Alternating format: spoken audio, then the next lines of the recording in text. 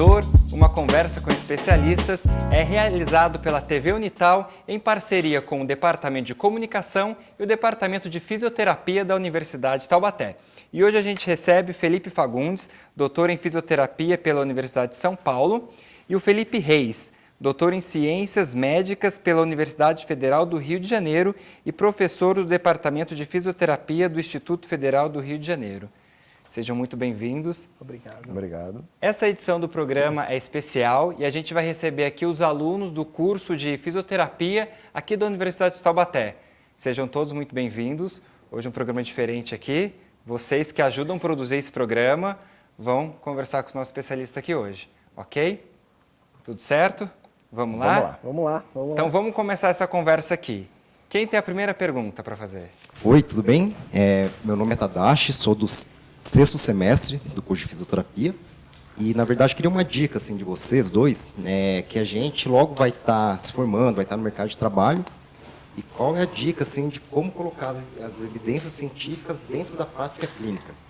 Visto que assim, dentro da fisioterapia, cada semana assim, tem uma técnica diferente, a gente pode se perder nisso aí, mas qual é a dica de vocês para que a gente fique focado assim, nas evidências científicas mesmo? Assim? Tadashi, é legal essa sua pergunta porque ela vai bem de acordo com o momento que a gente está passando na fisioterapia no mundo. Tá? A gente tem alguns problemas na fisio. Por exemplo, um grande problema é você ter, muitas vezes, desenvolvimento de métodos que nunca foram testados. Então, às vezes você tem cursos de final de semana, por exemplo, e que aquilo nunca foi testado e aquilo é passado para clínico e clínico sai usando. E em determinado momento um pesquisador fala, está todo mundo usando? Deixa eu testar para ver qual é o resultado disso. E aí às vezes ele testa, vê que não aparece resultado e muitas vezes o clínico não gosta desse resultado. Então assim, a primeira coisa que a gente precisa treinar durante o processo de graduação é justamente entrar em contato com essas evidências, mas que tipo de evidência é essa? Primeiro eu preciso fazer uma boa pergunta clínica, eu tenho que ter isso muito claro na minha cabeça, o que é uma pergunta clínica adequada, como é que eu busco essa resposta numa base de dados adequada, né, que para o caso da fisioterapia a gente pode pensar no PubMed e na base de dados Pedro. Então, se a gente souber mexer nessas duas bases, a gente já está muito bem fundamentado. E a gente precisa saber interpretar aquele resultado, como você falou de intervenção, aquele resultado daquele ensaio clínico ou daquela revisão sistemática. A gente precisa saber interpretar isso e aplicar no nosso paciente e reavaliar. Então, isso é um processo que precisa ser treinado desde do momento da graduação.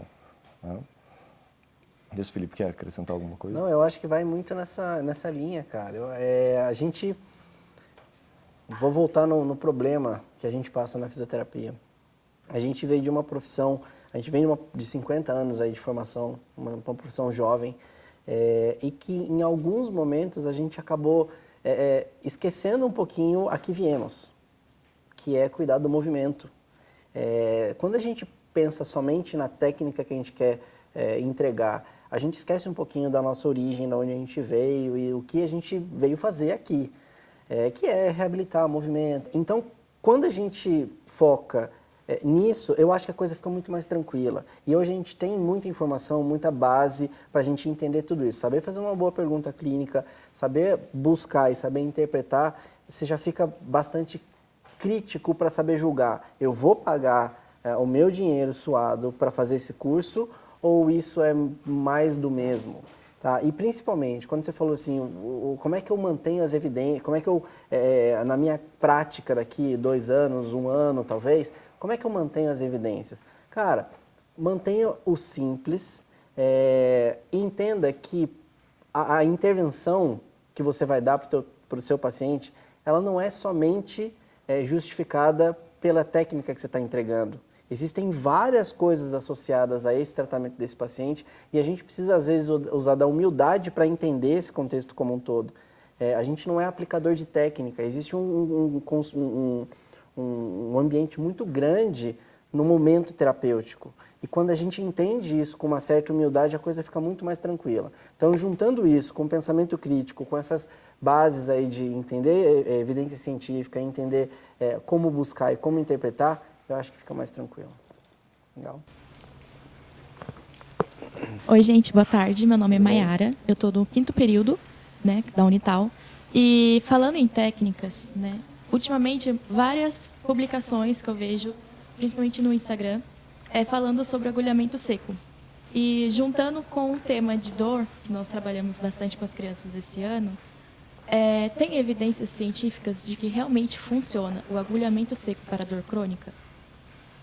Mara, essa daí eu vou deixar para o Felipe responder, porque é uma coisa que eu não estudo, né? Eu não estudo acupuntura, não estudo agulhamento seco. Como eu tenho uma linha de pesquisa muito direcionada, né, as coisas que fogem muito da linha, muitas vezes eu não costumo observar, não costumo ler muito sobre o assunto. Então, assim, eu não conseguiria nem te dizer quais são as propriedades do agulhamento seco, qual é a base fisiológica disso, e depois discutir se aquilo tem evidência clínica ou não, entendeu? Então, não sei se o Felipe se o Felipe leu alguma coisa sobre. Eu li algo superficial. Também não uso na minha prática clínica por uma opção. Eu vejo que é como se fosse mais uma ferramenta dentro do meu hall de ferramentas que eu tenho. Essa especificamente Felipe, acabo não usando. A gente sabe que existem alguns ensaios clínicos que saíram em revistas importantes que demonstram uma melhora para alguns tipos de dor. Por exemplo, dor miofacial em região de trapézio. A gente tem um estudo grande que demonstra uma melhora clínica, talvez em dor, talvez em dor à pressão, em algometria, enfim. Existe alguma evidência sim. Tá? Agora, especificamente para dor crônica, o que eu vi foram coisas pontuais, sabe? Tipo, dor no trapézio, ou dor subacromial, ou dor no joelho. Para dor crônica, eu não consigo entender muito bem a lógica de usar. Porque eu estou usando uma coisa muito pontual, uma coisa muito direta naquela estrutura, sendo que eu estou lidando com uma coisa que é absurdamente multifatorial. Ainda que a gente precise entender que, de novo, o nosso tratamento não é somente a técnica, né? Então, isso confunde um pouco aquelas coisas do tipo, mas eu faço no meu paciente e ele melhora. Mas será que ele melhora por todo esse contexto terapêutico ou é realmente por causa da técnica? Então, a gente tem que tomar cuidado com isso quando a gente olha, porque quando a gente isola essa técnica com um ensaio clínico de boa qualidade, provavelmente o efeito terapêutico, por mais que ele tenha mostrado diferença estatística, ele é muito pequeno. Então, não basta somente eu ter um estudo de boa qualidade que demonstre uma melhora. Eu preciso saber o quanto de melhora. Porque se eu olhar numa escala de 0 a 10 e, ok, foi melhor do que o grupo controle. E aí eu olhar numa escala de 0 a 100 e isso melhorou 2, eu não sei se o Maicon pagaria, se ele está com dor, ele me pagaria para eu melhorar 2% dele. Apesar de ter demonstrado versus o grupo controle, por exemplo. Entendeu? Então, a gente tem que pesar isso também. É um tratamento muito novo? Esse tipo de tratamento? Não é novo, não é uma novidade assim, não. Ele tem um histórico já, mas é que essas técnicas elas vêm primeiro no mercado e aí vem aquela onda de pessoas dando o curso, então existe um conflito aí de interesse comercial e depois vem as pesquisas. Né? Então, existe um amadurecimento. Primeiro vira uma moda dentro da fisioterapia, depois que ele vai ser... Depois que vai ser testado. Então, tem que aguardar um pouquinho para ver o resultado. Eu acredito que já exista algum resultado sobre essa técnica, porque não é uma técnica nova. Né? Eu só não tenho esse resultado aqui de cabeça. Mas como o Felipe falou, né? Assim, precisa saber para qual condição clínica que você tem interesse. Então, assim, eu quero saber se agulhamento seco diminui a intensidade de dor em pessoas com dor lombar crônica. Né? Eu acho que uma busca na base de dados vai te satisfazer, né? Olhar essa resposta, mas eu não tenho essa resposta aqui de imediato para te dar. Ok, Maiara. Obrigado, Maiara. Tirou suas dúvidas? Ajudou? Tá certo. Então agora, Luana. Oi, boa tarde. Eu sou a Luana, estou no 6º período do curso de fisioterapia e eu gostaria de saber o que realmente acontece no nosso cérebro quando falamos em dor crônica. Então, acontece muitas modificações. Luana, né?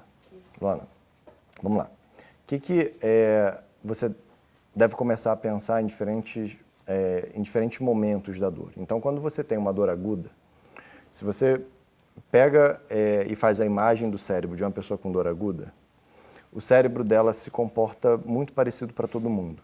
Então, as imagens vão ser muito parecidas para todo mundo.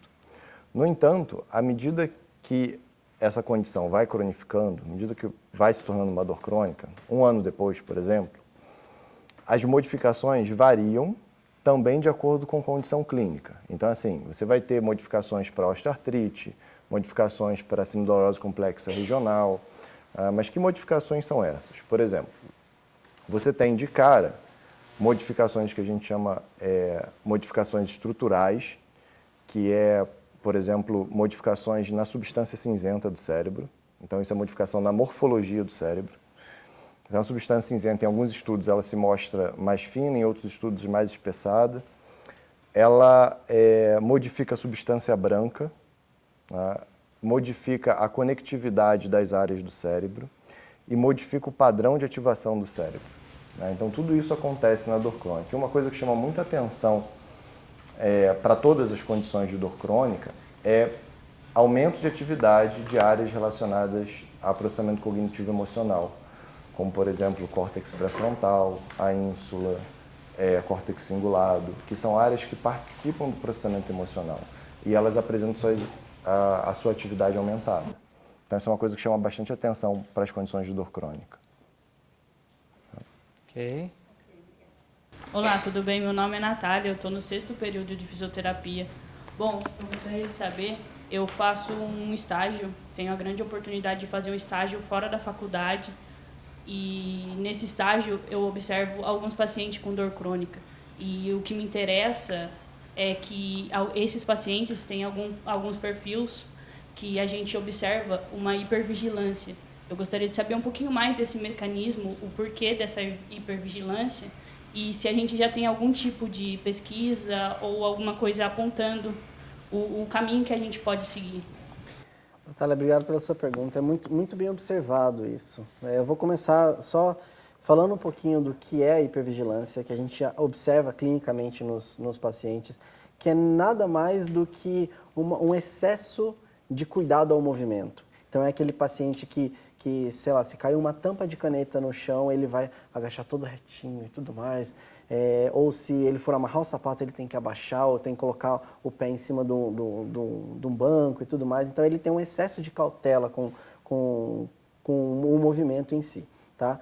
A gente tem entendido que a hipervigilância hoje, ela vem, em muitos dos casos, eu não vou generalizar, mas em muitos dos casos vem proveniente de informação inadequada que esse paciente recebeu.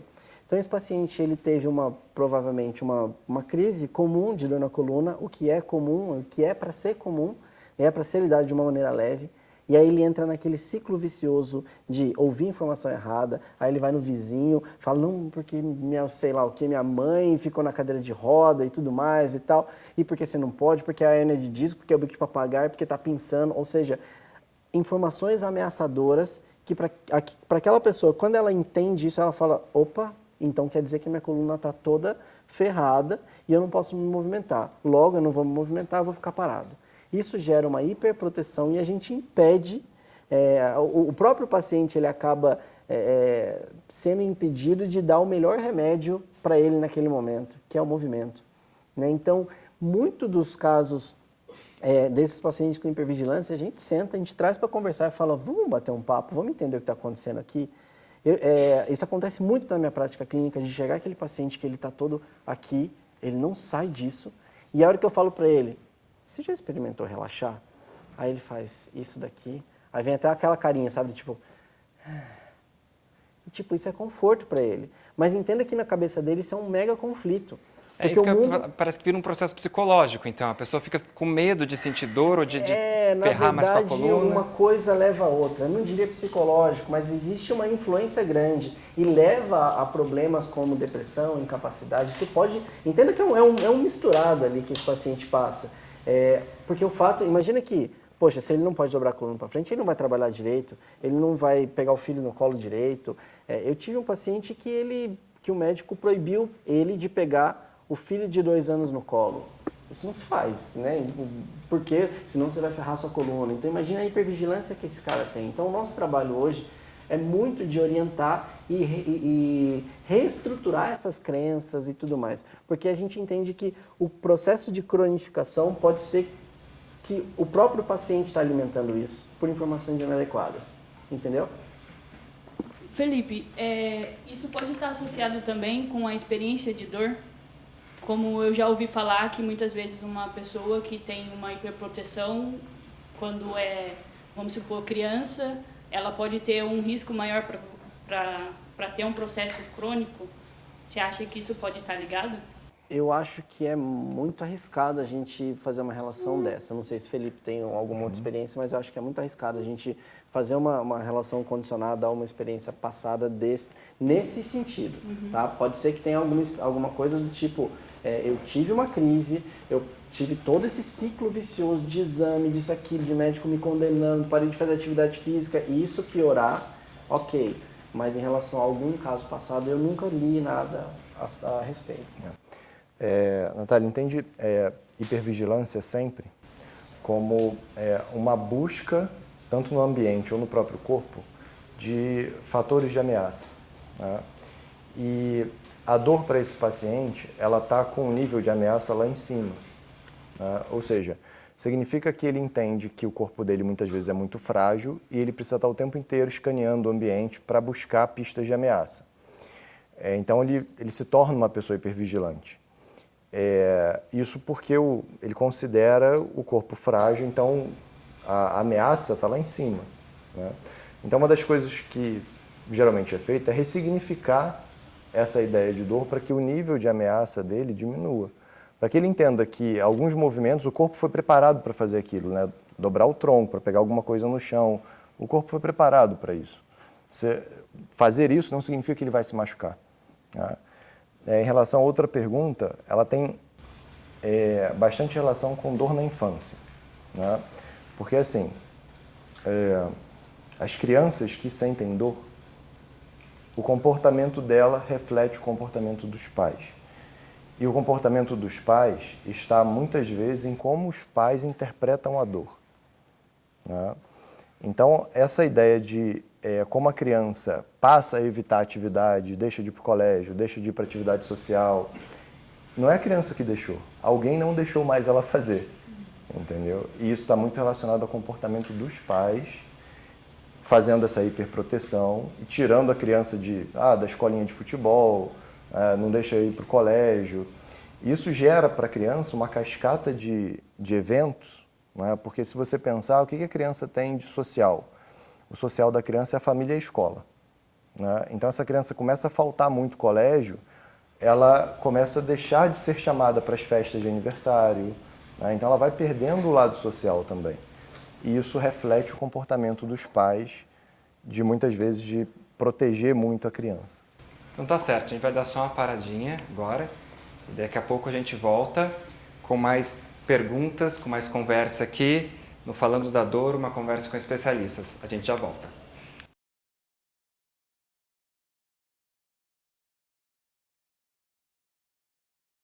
Falando da Dor, uma conversa com especialistas está de volta e hoje a gente está falando com o Felipe Fagundes e o Felipe Reis.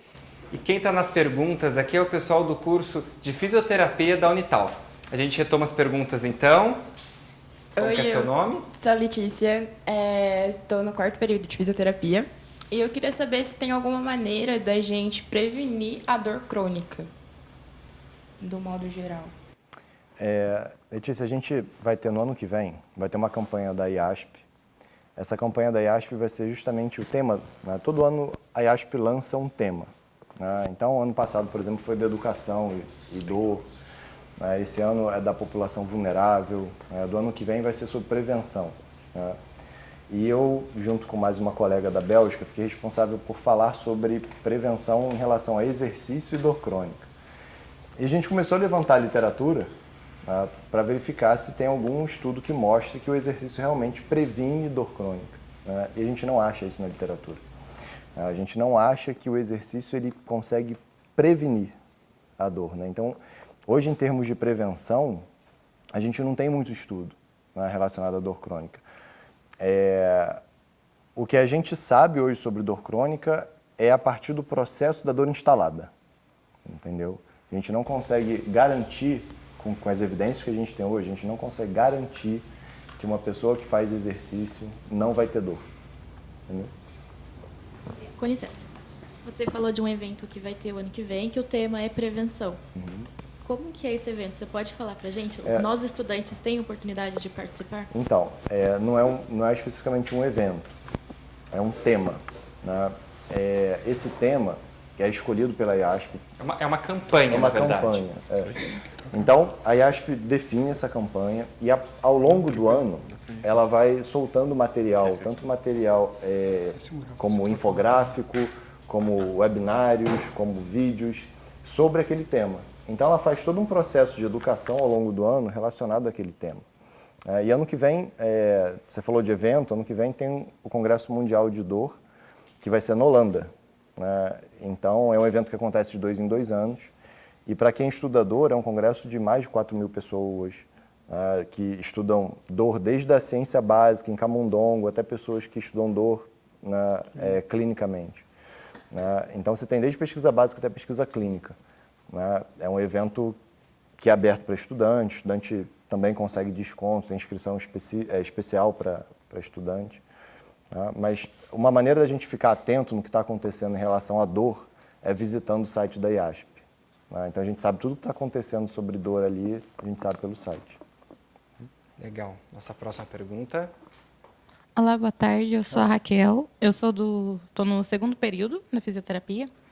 E como todos nós temos uma história, né, de como escolhemos o curso. Eu queria saber qual que é a história de vocês, de por que escolheram a fisioterapia. Raquel, obrigado pela pergunta. Legal. Na verdade, eu prestei 2 anos antes para administração de empresas. Eu achei mesmo que você tinha uma cara de administrador de empresa. Mentira. A gente acaba chegando lá depois, mas... E na verdade, assim, eu não me via... não tem empresa do pai, empresa da mãe, sabe aquela coisa? Então, eu não me via muito dentro dessa coisa da administração. E aí eu parei e falei, não me vejo no futuro fazendo isso, trabalhando numa grande empresa, batendo cartão e tudo mais. Eu falei, não, eu preciso de alguma coisa que faça sentido para mim. E aí foi a convite de um colega de vocês, né, um ex-aluno meu veterano. Ele me convidou para ir numa semana de fisioterapia. Então imagina que tinha um vestibular no final do ano, em agosto ele me convidou e eu entrei lá como estudante, como alguém dentro da semana da fisioterapia. E conheci, tinha palestra de tipo laser, sei lá o quê. Eu falei, legal isso, bacana. E aí eu visualizei que eu poderia ter uma profissão autônoma, que me desse um pouco mais de liberdade, que eu pudesse me desenvolver. E aí acabou que eu acabei já no primeiro ano me apaixonando e aí acho que essa é mais ou menos a história. No meu caso, eu fui atleta a minha juventude, fui atleta de natação e em algum momento, acho que quando eu tinha uns 16, 17 anos, eu passava algum tempo dentro da fisioterapia, porque eu estava num volume de treino muito grande e eu sentia bastante dor no ombro de vez em quando. Então, eu comecei a viver o que era a fisioterapia. Então, eu via o fisioterapeuta atendendo, conversava com ele sobre o que ele estava fazendo. Como a gente, quando é atleta, a gente consegue entender um pouco de músculo, você sabe qual é a função do músculo para aquele determinado nado. E eu conversava com ele, perguntava, por que esse exercício é importante? Ele conseguia me dizer, me explicar, mas por que eu estou fazendo isso? Aí eu falei, nossa, isso aqui é muito legal. E a minha ideia era assim, eu vou me formar e vou trabalhar com esporte. Eu trabalhei com esporte 1 ano e nunca mais quis trabalhar com esporte na vida. Então, assim, essa foi a minha história por trás da Físio. Ok, próxima pergunta. Olá, eu sou o Rafael, do 5º semestre, e eu tenho algumas dúvidas. Com relação à modulação da dor, ela é central. É central, né?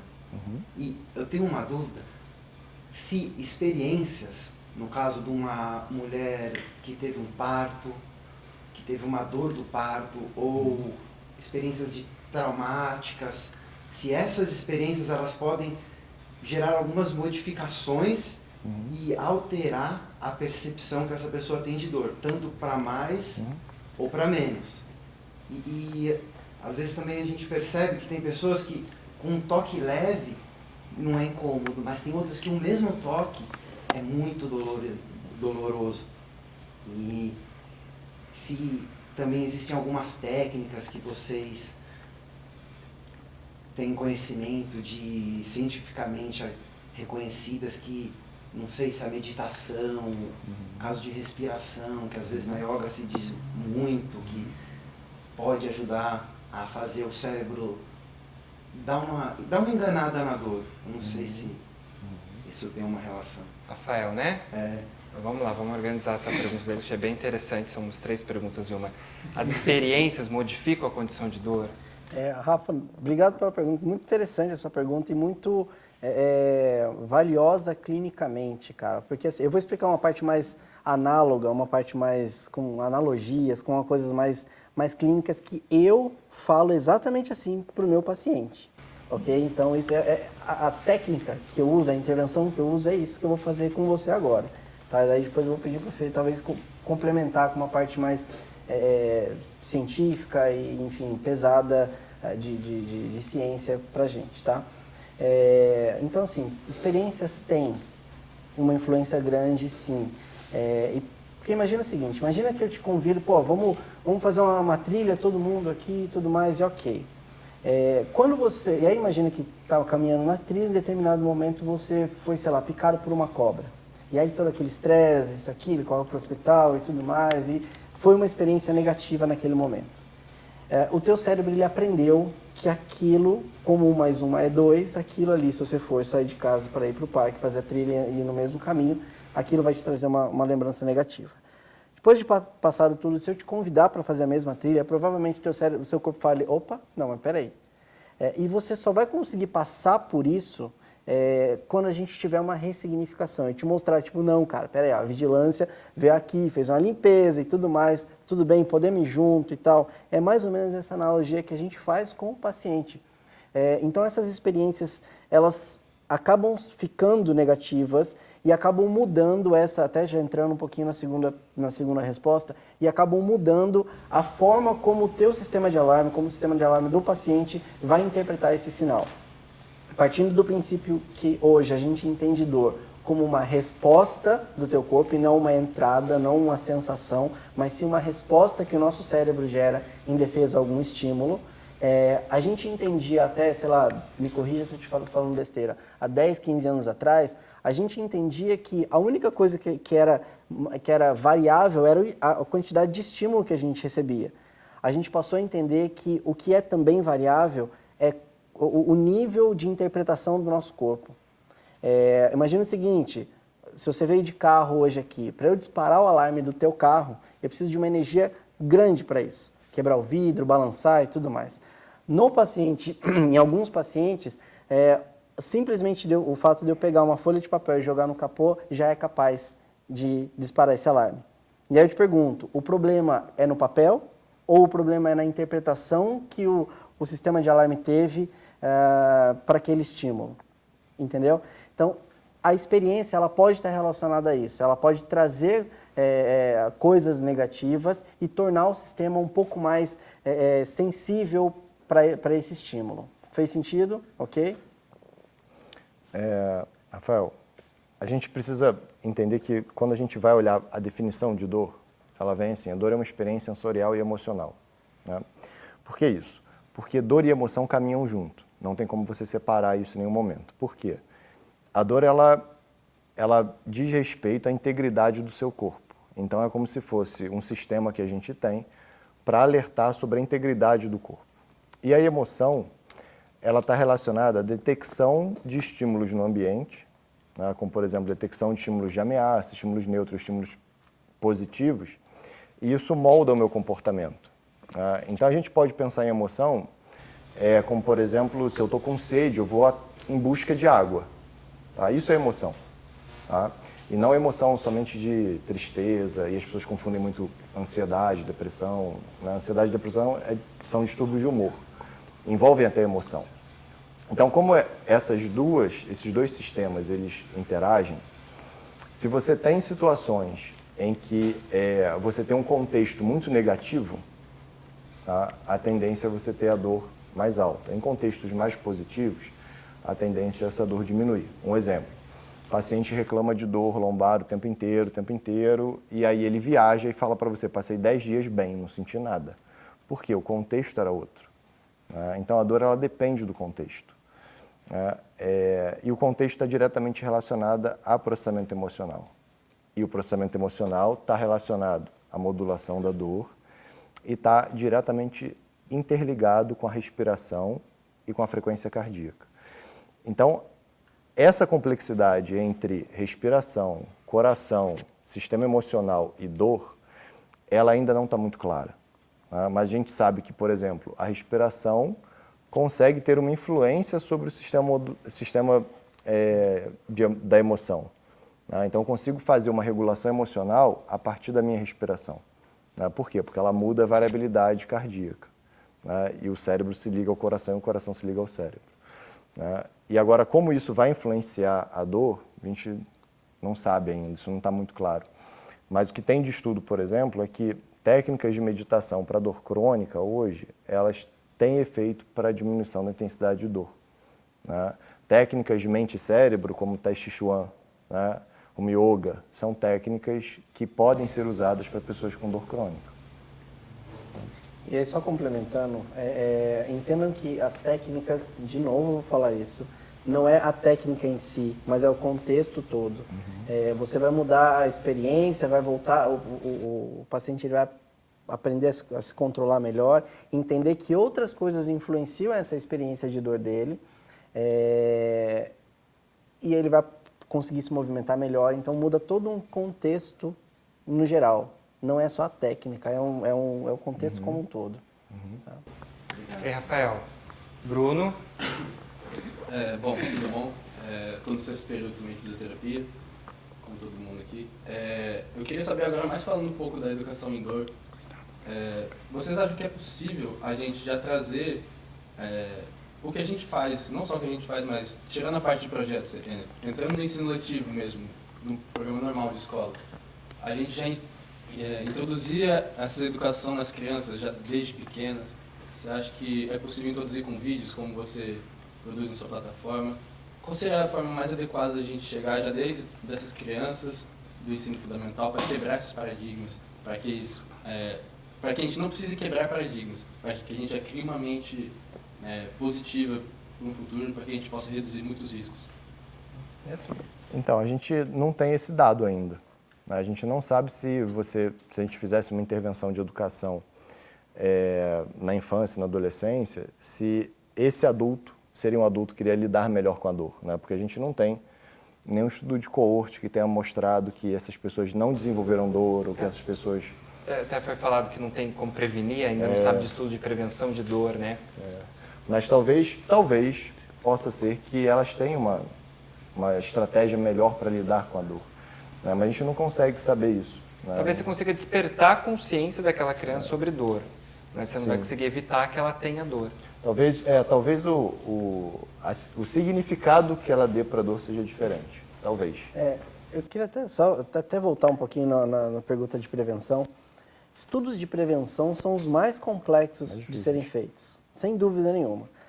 Porque você precisa pegar um outro grupo, expor esse grupo de maneira controlada a variável que eu quero estudar, e o outro grupo a não fazer isso, e ver quantos desenvolveram o que a dor, nesse caso, no final de um bom período, 5, 10, 15, 20 anos. Então, é extremamente complexo de fazer. Então, falar em prevenção de maneira científica é muito complexo. Tá? Então, você precisaria começar agora um estudo, sei lá, com essas crianças, mas eu também precisaria pegar um grupo controle, acompanhar essa molecada durante 20 anos e ver qual dos grupos teve mais dor no futuro. Me corrija se eu estiver errado. A gente consegue prevenir doença, mas dor não é doença, dor é sintoma. Não, mas mesmo em estudos de prevenção de doença, o desenho científico é o mesmo e é tão complexo quanto. Tá? Então a gente tem que fazer algumas inferências, não é o modelo exato da gente fazer isso. Pra você ter uma noção, a gente não tem nenhum estudo de prevenção de câncer, por exemplo, de fumo, de câncer de pulmão, de quem fuma ou não fuma. Porque é antiético eu colocar expor um grupo de pacientes e falar, vocês vão fumar para eu ver Sim. quantos vão desenvolver câncer no futuro. Então a gente tem algumas inferências de outros modelos de estudo, mas não é exatamente o perfeito, entendeu? Então, assim, para complementar, eu acho que nesse sentido de prevenção, sim, a gente acredita, né? É muito da nossa crença do tipo, sim, talvez valha a pena intervir, mas a gente também precisa entender que a gente está imerso numa cultura que, às vezes, a gente tem muito trabalho para reconduzir essas crenças, entendeu? Então a gente vê isso no consultório o tempo todo, inclusive de colegas profissionais nossos, não só da fisioterapia, também fisioterapeutas, mas médicos, enfermeiros, parentes, primos, tios, tias e tudo mais, que trazem uma carga muito grande contra essa educação em dor. Então é uma batalha árdua que a gente tem que batalhar diariamente aí. Bom, pegando esse gancho, falando em educação em dor, eu gostaria de saber um pouco mais sobre o que aponta hoje em dia sobre a educação em dor, sobre incluir a educação em dor na terapia de pacientes crônicos. A última revisão sistemática de 2009, ela mostra que educação em dor pura para pessoas com dor musculoesquelética não tem tanto efeito assim. Agora, educação em dor combinada à fisioterapia, combinada a exercício, ela passa a ter mais efeito. Então, a gente achar que a gente vai ajudar muito o paciente só conversando com ele, né, só explicando para ele sobre dor, não, a gente tem que explicar para ele sobre dor e fazer os exercícios. Então, você precisa combinar as duas intervenções. Tá certo, vamos lá para a nossa última pergunta desse programa. Oi, meu nome é Gisele, eu também estou no 6º período. A gente vê que muitos pacientes, os médicos passam exames de imagem para eles, para a coluna. E eu queria saber se existe algum prejuízo para o paciente ele ser indicado ao exame de imagem assim bem precoce, sem antes saber mais. Gi, obrigado pela pergunta. Na verdade, sim, tá? A gente vê muitos pacientes, a gente vê uma enxurrada aí de exames desnecessários. E é muito interessante você fazer essa pergunta aqui pra gente, porque parte do meu doutorado foi um editorial que a gente escreveu sobre nocebo. Nocebo é a capacidade da gente de fazer o paciente piorar por meio de alguma intervenção, enfim, tá? Então, o fato da gente, primeiro, fazer um exame desnecessário nesse paciente, e segundo, dar uma informação desnecessária e amedrontadora, enfim, para esse paciente, é considerado nocebo, porque esse paciente ele acaba entrando num ciclo vicioso aí que a gente vem conversando, tá? E eu falei que foi interessante você falar porque o colaborador do meu doutorado para fazer esse editorial foi justamente o Felipe Reis. Então é legal vocês falarem isso. Esse editorial foi, acho que tem 3, 4 anos já. Ele está publicado na revista Dor, tá? Então são 2 páginas falando exatamente sobre isso, sobre o cuidado que a gente tem que ter no que a gente fala, em como a gente fala e o que a gente pede de exame e o que a gente não pede de exame, tá? A gente já sabe hoje que a taxa de falso positivo e falsos negativos em exames de imagem é muito alta, ou seja, eu tenho muita gente que tem sintomas e não tem nada no exame, e tenho pessoas que não têm sintomas nenhum e o exame aparece aquela árvore de Natal, o que não é um problema. Tá, o Felipe falou em um outro momento aqui sobre a comparação disso com cabelo branco e tudo mais. Eu até costumo falar assim, aquilo só vai ser um problema se a pessoa chamar aquilo de problema, salvo alguns detalhes, salvo alguns casos muito específicos. Tá? Então, esse acho que é o ponto do efeito nocebo que a gente gera no paciente, que a gente tem que evitar sempre. Tá? Se você quiser dados sobre isso, o último trabalho também foi publicado esse ano sobre comparando quem fez exame precoce e quem não fez exame. Quem fez exame precoce gasta, em média, $5.000 a mais de quem não fez exame, com custo com saúde.